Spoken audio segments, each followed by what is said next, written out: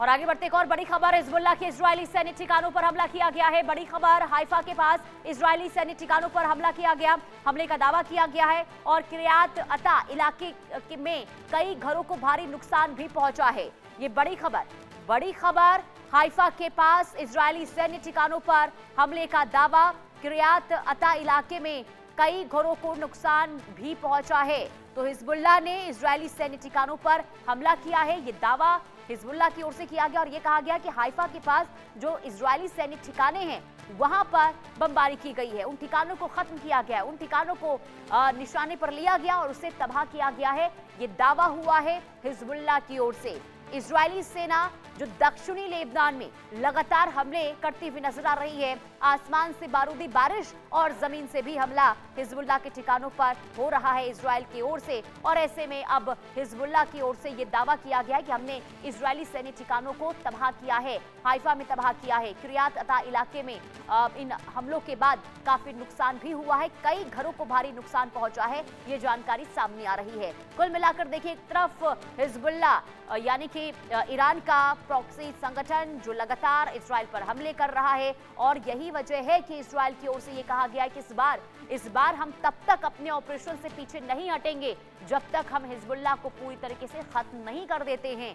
और एक तरफ जहां इजराइल ईरान पर बमबारी कर रहा है, तो दूसरी तरफ ईरान के जो प्रॉक्सी संगठन हैं यानी कि हिजबुल्लाह के अलग अलग ठिकानों पर भी हमले इजराइल की ओर से हो रहे हैं। खास करके दक्षिणी लेबनान में बहुत ज्यादा हमले हुए हैं इजरायली सेना की ओर से।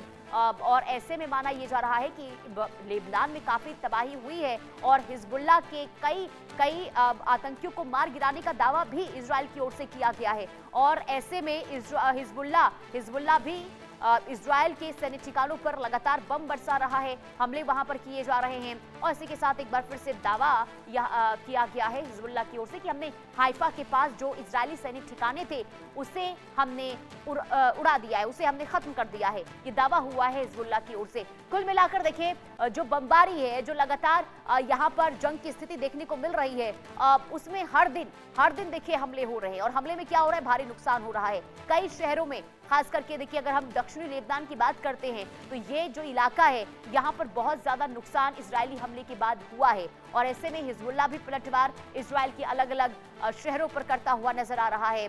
दूसरी तरफ ईरान में बहुत ज्यादा तबाही मची हुई है। और अब क्योंकि देखिए ये भी खबर सामने आई थी कि यमन के जो हूती हैं वो भी इजराइल पर अब हमला कर रहे हैं। और अगर ऐसा होता है, अगर हूती की ओर से भी हमले जारी रखे जाते हैं तो कहीं ना कहीं ये जो जंग है और भी ज्यादा विध्वंसक हो सकती है, क्योंकि हिजबुल्लाह या फिर हूती ईरान के समर्थन में लगातार देखिए खड़े हैं। और ऐसे में क्योंकि 1 महीने बीत जाने के बाद हूती सामने आए थे, उसके बाद कई इलाकों में इजराइल के हमले किए गए थे, लेकिन हिजबुल्लाह जो लगातार हमले करता हुआ नजर आ रहा है, क्योंकि इजराइल हमले कर रहा है तो उसका पलटवार जो है हिजबुल्लाह की तरफ से किया जाता है। और ऐसे में अभी फिलहाल इजराइल जो है वो एक तरफ ईरान पर हमले कर रहा है और दूसरी तरफ हिजबुल्लाह के ठिकानों को निशाना बना रहा है। और ऐसे में नुकसान देखिए काफी हुआ है। सवाल यही है कि आखिर कैसे और कब तक जाकर ये जो स्थिति है